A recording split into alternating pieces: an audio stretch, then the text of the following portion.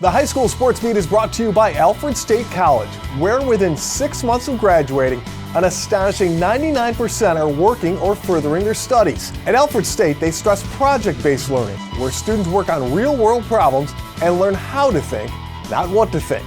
Visit alfredstate.edu. Sports. It's who we are. It's what we do. It's how we roll. It's wins and losses, highs and lows. It's effort, respect, and dedication. The High School Sports Beat. Sports. It's who we are.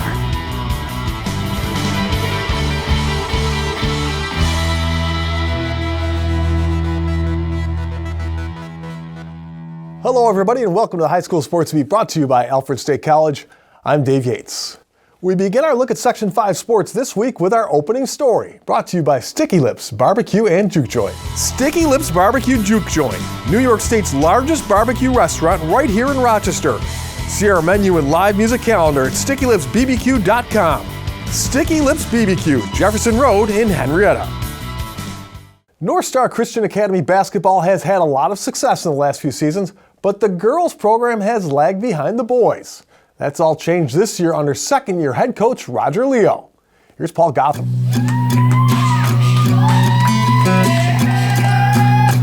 Saying that the Northstar Christian girls basketball team has enjoyed a turnaround season would be something of an understatement.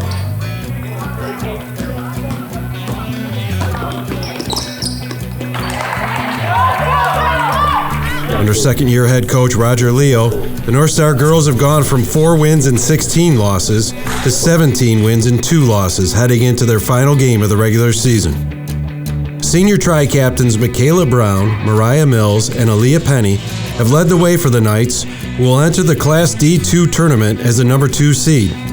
Well, our team has been playing, me, Mariah, Bree, most of our starting 5 since we were in 7th grade together. So building that team chemistry up throughout the years has really made it special for us this year and able for us to connect on a different level and do something great. Penny averages a double-double, scoring more than 12 points per game and grabbing nearly 15 rebounds. Probably the level of coaching. We have really intense coaches and they push us to work hard even when we don't want to. And they've been introducing a lot of new things like excessive talking on defense. It's a lot, but it works. So excessive talking on defense, so someone had to encourage you guys to talk? Yeah, believe it or not, we're pretty quiet. So the talking on defense is like, it had to be forced to do, but once we started doing it, it showed a big difference in our game and how we play in our defense. It was crazy. Mills scores 7.5 points while grabbing more than 4 rebounds per game.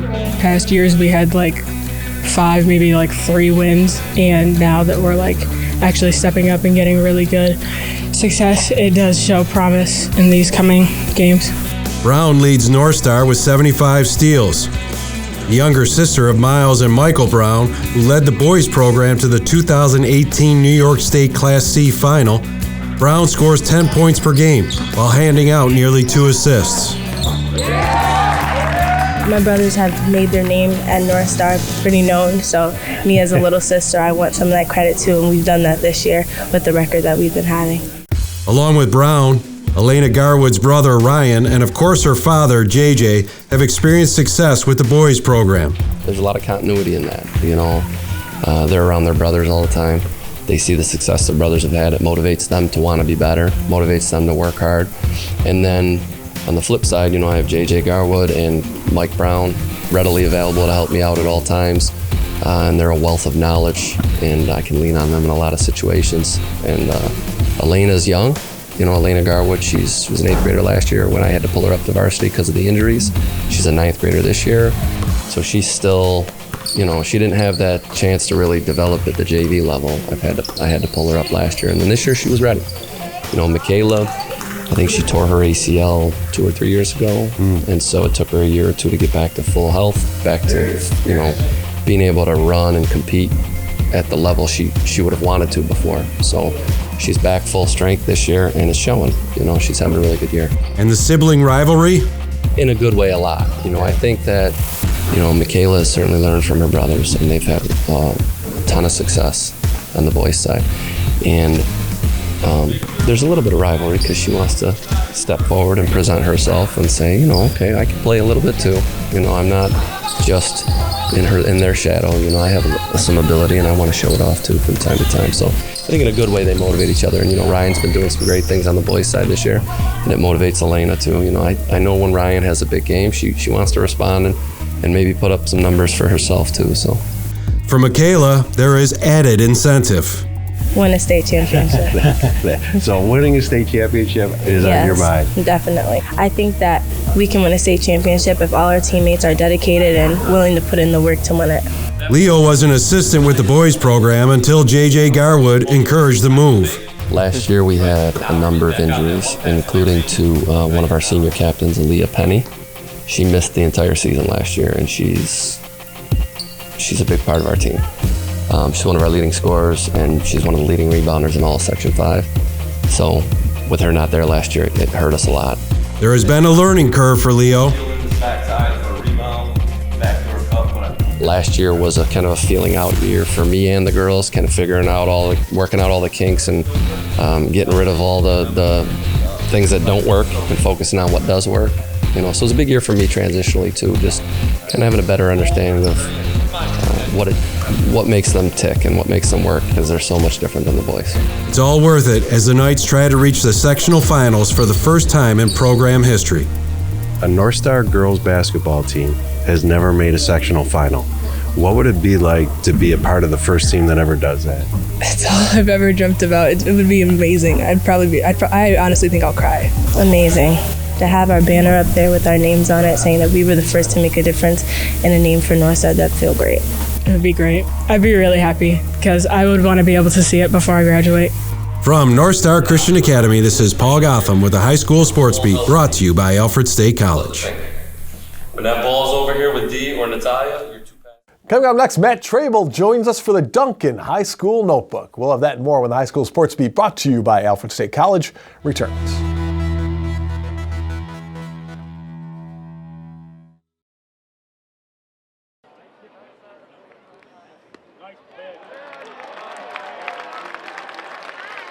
When Girl Scout ingenuity meets Dunkin' coffee, you get a cup of can-do. Girl Scout cookie-inspired flavors are at Dunkin'. Try Thin Mints and Coconut Caramel today. And get a medium latte or cappuccino for $2 from 2 to 6 p.m. America runs on Dunkin'.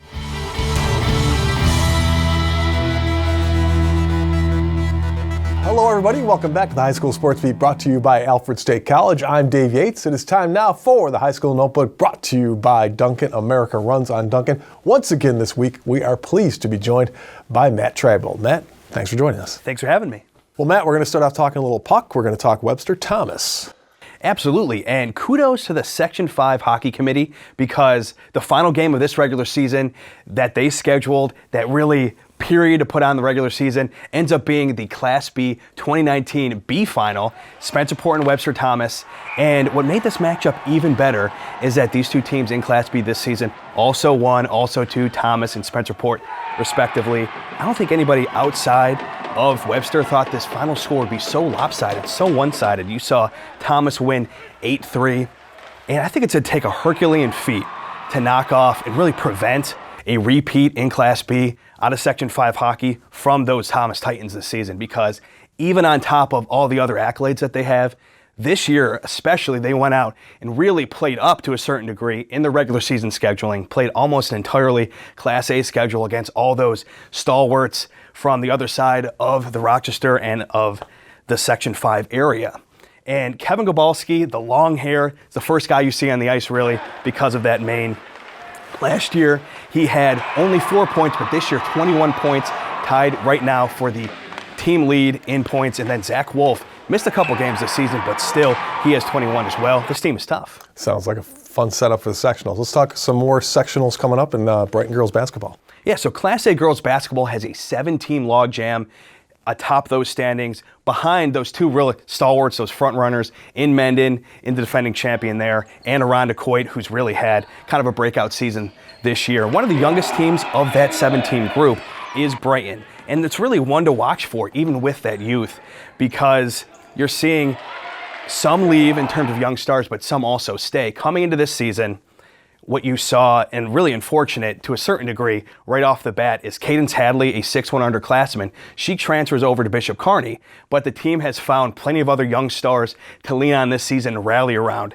And that conversation starts with a sophomore guard in Kiara Anglin. She's already clearly one of the top players overall in Section 5, one of the most aggressive players in Section 5, one of the steals leaders in the section, and not long behind her in the scoring list for the Barons this season is one of only 2 seniors on the team in guard Myzalia Henry, and on top of that, Sadie Scott, an 8th grader, she also starts. Very nice. Switching gears a little bit, we always like talking about Section 5 guys who are doing well at the college level, especially when they're staying local. RIT Lacrosse. Yeah, so since Jake Kuhn became the head coach for men's lacrosse over there at RIT, the program has really turned into and grown into a national powerhouse. And his tenure has seen for the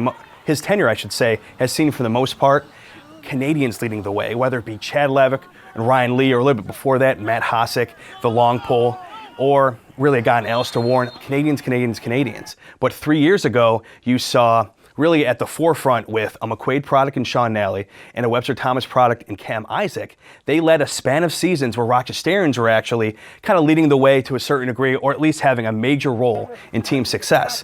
And that trend is really seeing red right now with a couple of Fairport products. Last year, Cameron Gebhardt had 10 goals for the Tigers as a sophomore. And current sophomore Spencer Bell, he had a hat trick. He led the team in scoring in their 2020 opener. They won 17-4 against a fellow top 10 team nationally in D3 in Wesleyan. Outstanding. Always seems weird to be talking spring sports right now, but hey, 'tis the nature, 'tis the season. All right, thanks, Matt. Thanks for joining us. Thanks for joining us as well. We're back with more of the High School Sports Beat, brought to you by Alfred State College right after this.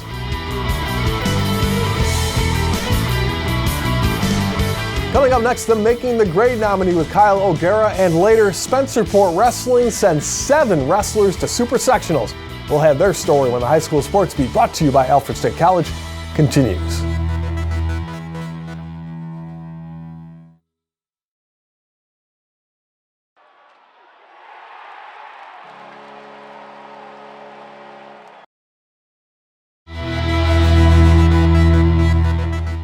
Welcome back, and thank you for watching the High School Sports Beat, brought to you by Alfred State College. Hit the ground running at alfredstate.edu. I'm Kyle O'Gara. Making the grade this week is Our Lady of Mercy senior Emily Tabone. Emily plays both soccer and basketball for Mercy. She's been on both teams since she was a freshman, and since then has racked up some prestige. This past season in soccer, Emily made the first team private parochial and second team all-grader Rochester. Last season in basketball, she was a team captain and is closing in on 1,000 career points. Emily is an outstanding student with a 4.0 GPA and is a member of the National Honor Society. On top of her performance on and off the field, Emily volunteers as a coach for the Mercy Modified Basketball team. This week, Emily Tabone is making the grade. If you have a student in mind for our Making the Grade segment, we want your nominations. Send them into mtg@rocksportsnow.com. And now here's Dave of the McArdle Section 5 Spotlight. Well, thanks, Kyle. Here are some of the athletes, teams, and coaches making news in this week's Section 5 Spotlight, brought to you by McArdle's in Fairport. Come home to McArdle's.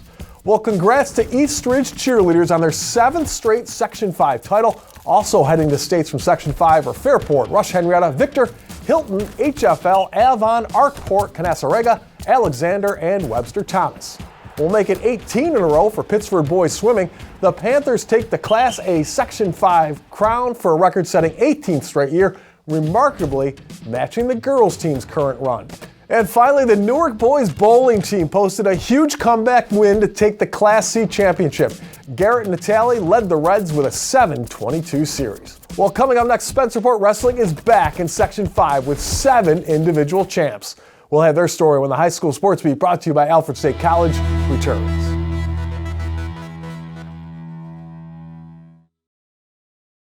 And now to Eichel. He floated one. Score!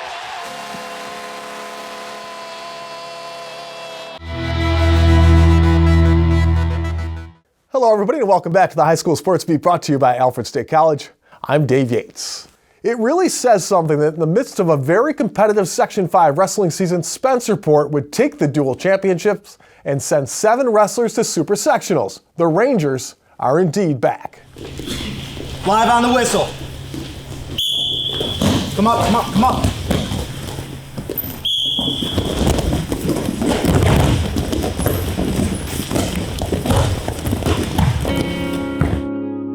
It only takes a few steps down this hall in Spencerport High School to realize that you are in a very special place. A place where history and success go hand in hand. And along with that comes an expectation for the current Rangers. An expectation to uphold those traditions and do whatever you can to write your own chapter. In this case, history is a motivator, but they are not defined by it. Pressure is a great motivator. We have a rich history here, great coaches, great teams, and it's a constant reminder that we have to recreate history every year. We can't just live on our past. So like I tell the guys, no one wants yesterday's news. We're trying to get it done every day, every year. I love it here. I mean, my whole family wrestled here. We have 8 state championships. It's just such an honor to just wrestle here. And for the guys on the team, they realize that means more than just how they perform on the mat. You know, that doesn't happen overnight, and the expectations for us just by coming in this room are so high. You know, if you walk around the school, people expect so much from you. And, you know, anyone can come in this room, but a true Ranger wrestler is exceeding those expectations and just being the best individual you could be. To be a Ranger wrestler, it means to give it your all 6 minutes, no matter what, win or lose, you got to give it your all. Go out there, do your job, try to score as many points as possible for the team, and just hope that as a team, collectively, we can do our best. After a few down years, the wrestling program here is back in a big way, climbing as high as 2nd in the state and sending 7 onto super sectionals. As individualistic as wrestling might seem, the success of the squad goes hand in hand with the success of each athlete. Every day, each one of us pretty much works as hard as we can throughout practice, give it all in our matches, and each of us know what each other is going through, so we all try to push each other to our limits in practice and even in our duels. In a little ways, it's a selfish sport, but it also works out that the best you can do for yourself is also the best for the team. So the best you can do is get a pin. Quite frankly, that's also the best for the team, so it works out. 4, 5, 6, 7, 8, 9, 10. Down. 1, 2, 3, 4, 5, 6, 7, 8, 9, 10. In a way, there's something of a misery loves company attitude going on here. To say practice is demanding is an understatement, but knowing that everyone there is being pushed just as hard, well, that keeps you going. Yeah, like most people in most sports, you just practice, you go home. Wrestling, you're cutting weight. It's everything you do involves it. It's like every decision you make, it involves wrestling somehow. And like my coach says all the time, we're not civilians anymore, and we have an expectation, especially in this program, and we're expected to follow it. We spend a lot of time together, both in season and off season, and that's a big part of our success. These guys are, in a way, brothers, and they push themselves, even though they might disagree with each other sometimes, and we sometimes see it in here. They're there for each other, making each other better, and each kid is part of the full team equation of success. And getting each other through those tough sessions also means getting each other to the next level. It's good to have competition in the room. It shows how developed we are as a program, and it also helps us individually because since we have competition, we have guys working each other every day, just to get better and better. Practice is obviously much worse than a match where you're cutting weight, you have layers on, you don't stop the whole time. Most other sports, you have like one set of conditioning. Everything is conditioning in this. You use muscles that you didn't even know you had before. Like first week of practice, you can't move by the end of it because it just involves all that, every single muscle you have in your body. Leadership comes from many places. It can't always come from us. Some of our senior guys and even some of our underclassmen do a great job of taking care of each other and pushing each other. Out of the 7 wrestlers who competed in the state qualifiers, 5 made it to the finals and 2 moved on to the championship meet, Cal Russo and Silas Eggenloff. Another successful chapter in the history that is Spencerport Wrestling.